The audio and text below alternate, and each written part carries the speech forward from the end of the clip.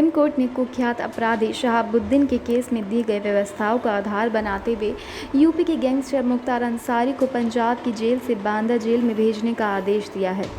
Court ने राजीव रंजन उर्फ पप्पू यादव के केस को भी आधार बनाया। पप्पू यादव पूर्व सांसद है और अदालत से बरी हो चुके हैं। ये दोनों केस 2005 और 2017 के हैं।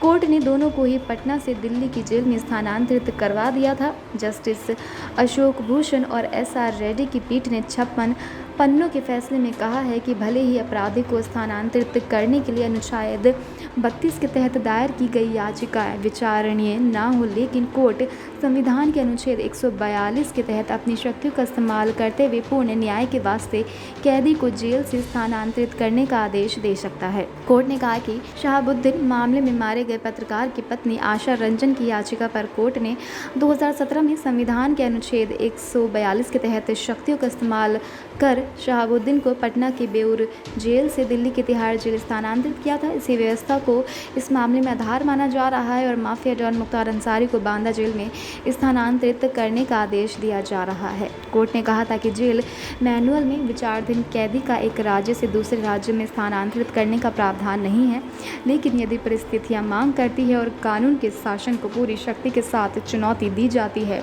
तो कोर्ट मूक दर्शक बनकर नहीं बैठ सकता। कानून के हाथ इतने लंबे हैं कि वे किसी भी स्थिति का इलाज कर सकते हैं और कानून का शासन स्थापित करने के लिए कैदी या विचाराधीन कैदी को एक राज्य से दूसरे राज्य में भेज सकते हैं।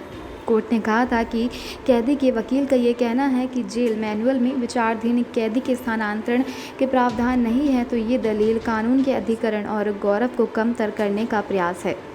तथ्य कहते हैं कि अपराधी ने जेल से ही अपराधों को अंजाम दिया है। जेल प्रशासन तथा पटना मेडिकल कॉलेज कानूनों का मजाक उड़ाने देने में उसकी मदद कर रहे हैं। कोर्ट ने कहा कि इस केस में अंसारी ने पंजाब की जेल में रहते हुए डिफ़ॉल्ट बेल के लिए भी आवेदन नहीं किया, जबकि चार्जशीट दायर नहीं होने पर वह धारा 167 के तहत जमानत के लिए आवेदन कर सकता था, लेकिन उसने ऐसा नहीं किया। इससे साफ है कि वह पंजाब जेल में ही रहना चाहता है और यूपी में अभियोजन से बचना चाहता है। Subscribe to our YouTube channel and press the bell icon to get the latest updates.